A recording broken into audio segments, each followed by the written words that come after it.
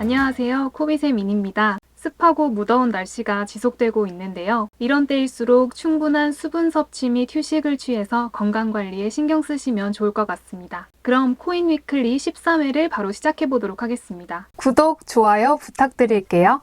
가상자산 시장 주간 동향부터 살펴보도록 하겠습니다. 대장주인 비트코인은 3.32% 하락한 모습을 보여주었으며 이더리움 가격도 6.97% 떨어지며 하락세를 보여주었습니다. 이외에도 많은 메이저 가상자산들의 하락세를 확인할 수 있는 한 주였습니다. 공포 탐욕 지수는 지난주에 이어 여전히 극도의 공포에 머물고 있습니다. 18포인트에서 15포인트로 다시 하락한 모습을 보실 수 있는데요. 그럼 이어서 코빗 거래소 가격 등락률 차트 보겠습니다. 제일 많은 상승률을 보여준 코인은 세럼이며 전주 대비 35.87% 상승했습니다. 또한 금주 제일 많이 하락한 코인은 일드 길드 게임즈이고 전주 대비 40.81% 하락했습니다. 이외에 순위별로 차트를 준비했으니 참고 부탁드리겠습니다. 자, 그럼 위클리 탑3 키워드 살펴보겠습니다. 첫 번째 키워드는 규제 논의입니다. 지난 7일 국제증권감독기구인 IOSCO가 발표한 보고서에 따르면 디파이 규제와 투자자 보호 등 가상자산 규제 전반을 논의하는 핀테크 태스크포스를 구성했습니다. IOSCO는 2022년 7월 기준 130개의 국가의 금융규제기관과 103개의 유관기관을 회원으로 삼고 있는 국제기구이며 한국의 금융감독원, 금융위원회 등이 IOSCO의 회원으로 등록되어 있는데요. IOSCO는 최근 테라 루나 사태 및 가상자산 대출 플랫폼으로부터 발생한 시장 혼란 등의 사건이 연달아 터지면서 규제의 필요성이 명확해졌다며 가상자산 시장 건전성 및 투자자 보호에 대해 분석하는 데 초점을 맞추게 될 것이라고 전했습니다. 그러면서 이번 규제 연구는 각국의 서로 다른 규제 상황도 고려해서 논의될 것이라며 가상자산 산업 혁신을 촉진하는 규제 역시 논의된다고 덧붙였습니다. 한편 G20 금융안정위원회 FSB가 오는 10월 스테이블 코인 규제를 위시한 가상자산의 국제적 기준을 제안하겠다고 11일 발표했습니다. FSB는 이날 성명에서 시장 참여자의 실패는 투자자들에게 잠재적으로 큰 손실을 입히고 시장의 신뢰를 위협할 뿐만 아니라 가상자산 생태계의 다른 부분에도 빠르게 위협을 이전시킬 수 있다고 전하며 스테이블 코인 및 기타 가상자산에 대한 규제 및 감독 방식에 대해 오는 10월 G20 재무장관 및 중앙은행 총재회의에 보고할 것이라고 밝혔습니다. 특히 지불수단으로 쓰이는 스테이블 코인에 대해서 지불수단에 맞는 규제를 받아야 한다고 덧붙였습니다. 국내에서는 금융감독원이 해외사무소를 통해 전 세계 가상자산 규제 동향을 수집 분석하고 있습니다. 최근 금감원은 해외사무소 등에서 수집한 자료로 해외 금융 이슈 저널 2022년 1호를 발행했는데요. 이번 호에는 가상자산 관련 해외 입법 동향을 따로 항목으로 만들어 국제통화기금 IMF의 금융 안정성 보고서에 담긴 디파이 관련 규제 방안이 담겼습니다. 그동안 금감원 해외 사무소들은 은행, 증권, 여신, 보험 등 전통적인 금융 분야에 대한 정보를 수집하고 분석했으며 최근에는 핀테크와 디지털 금융도 주요 동향 파악 대상이 되었지만 가상자산에 대한 분석은 거의 이루어지지 않았었는데요. 최근 가상자산에 대한 금감원의 역할이 요구되면서 해외의 가상자산 규제에 대해서도 관심이 높아진 것을 알 수 있었습니다. 두 번째 키워드 담보대출입니다. 미국 가상자산 대출 플랫폼 블록파이의 대변인은 블록파이가 그레이스케일의 비트코인 투자 신탁인 GBTC 포지션을 모두 해제했으며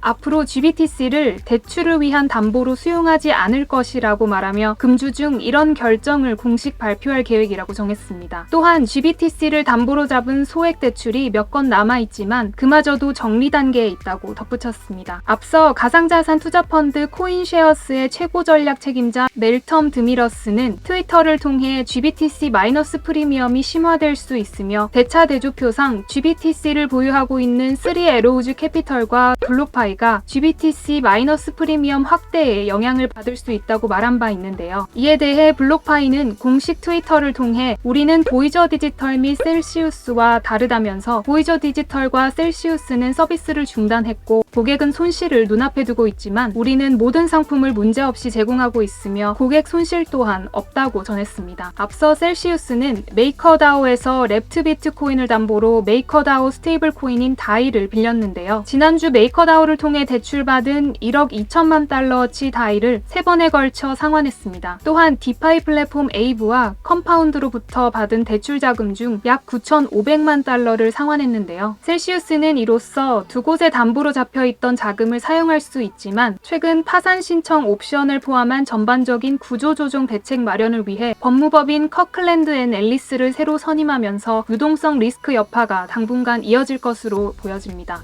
마지막 키워드는 NFT 생태계 구축입니다. 가상자산 시장이 침체기에 접어들며 크립토 겨울이 왔지만 오히려 지금이 적기라고 말하며 NFT 시장 확장에 열을 올리는 기업들이 있는데요. 라인넥스트가 글로벌 NFT 생태계 구축을 위해 총 10개사와 약 1천만 달러 규모의 전략적 투자 계약을 체결했다는 소식입니다. 이번 투자를 통해 라인넥스트는 다양한 IP를 보유한 컨텐츠, 유통, 게임, 엔터테인먼트 기업과 NFT 컨텐츠 사업 및 마케팅 연계 등에 전략적으로 협력하여 글로벌 NFT 시장 선도에 박차를 가한다고 설명했는데요. 라인넥스트는 대중에게 친근한 NFT를 선보여 NFT 플랫폼을 활성화하고 IP를 보유한 투자사는 NFT 제작을 통해 컨텐츠의 글로벌 유통을 촉진하여 보다 넓은 소비자층을 형성할 수 있을 것으로 기대하고 있습니다. 한편 SKCNC와 음악교육 플랫폼 클래슨이 음악교육 이수 증명서를 대체 불가능 토큰인 NFT로 발급한다고 하는데요. 음악교육 이수 증명서 NFT는 SKCNC가 개발한 블록체인 플랫폼 체인제트를 기반으로 발행되며 만약 필요하다면 이더리움으로 반출해 개인 지갑에 보관할 수 있습니다. 클래스는 이번 계약을 계기로 SKCNC의 NFT 생태계에 합류했는데요. 체인제트4 NFT 생태계라고 불리는 이 연합체는 SK 주식회사, SK네트워크스, 메타콩즈, 피어테크, 도지사운드클럽 등 19개 파트너사가 참여하고 있습니다. 최철 SKCNC 블록체인 플랫폼 그룹장은 최근 NFT는 미술품, 게임 아이템 거래에서 확장되어 신원조회와 같은 영역에서 적용되고 있다며 NFT 시장이 빠르게 성장하도록 다양한 파트너사와의 협력을 강화해 나가겠다고 밝혔습니다. 이상 한 주간의 가상자산 시장 주간 동향을 살펴보는 코인 위클리를 마치겠습니다. 감사합니다.